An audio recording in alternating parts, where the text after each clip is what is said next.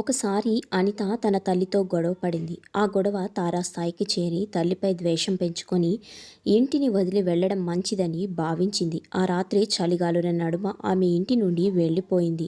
ఒకచోట ఆగి రోడ్డు పక్కన ఫుట్పాత్ మీద కూర్చుని ఉంది. ఆ కోపంలో బయటకైతే వెళ్ళిపోయింది, కానీ గొడవ కారణంగా ఆ రోజంతా ఏమీ తినక ఆమెకి చాలా ఆకలి వేస్తుంది.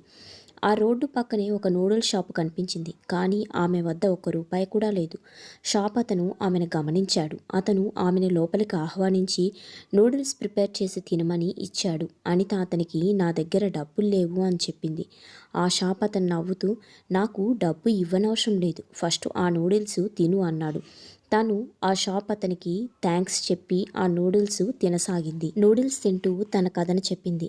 షాప్ అతను "ఒక ప్లేట్ నూడిల్స్ ఇచ్చినందుకు నువ్వు నాకు మనస్ఫూర్తిగా థ్యాంక్స్ చెప్పావు, కానీ నీ తల్లి నిన్ను పెంచింది, ఎన్నోసార్లు మంచి ఆహారాలు వండి పెట్టింది, ఆమెకు నువ్వు ఎంత కృతజ్ఞతగా తెలపాలి" అని అడిగాడు. మన జీవితంలో ఉన్న మనుషులను, వారు మనం కోసం చేసే పనులను కాలక్రమంలో మర్చిపోతూ ఉంటాము.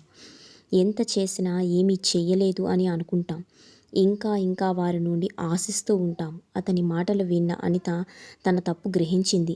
వెంటనే తన ఇంటికి వెళ్ళి తన తల్లిని క్షమాపణ కోరాలని నిర్ణయించుకుంది. ఇంటి దగ్గరికి చేరుకోగానే తన తల్లి కంగారు పడుతూ గేటు వద్ద ఆమె కోసం వేచి చూస్తుంది. మనల్ని ప్రేమించిన వారి పట్ల అస్సలు నిర్లక్ష్యం చూపకూడదు. దయచేసి మీ తల్లి తండ్రిని ప్రేమించడం నేర్చుకోండి. వాళ్ళ ప్రేమ ముందు అన్ని ప్రేమలు తక్కువే. మీకు ఈ వీడియో నచ్చినట్లయితే ఒక లైక్ చేసి ఛానల్ని సబ్స్క్రైబ్ చేసుకోండి.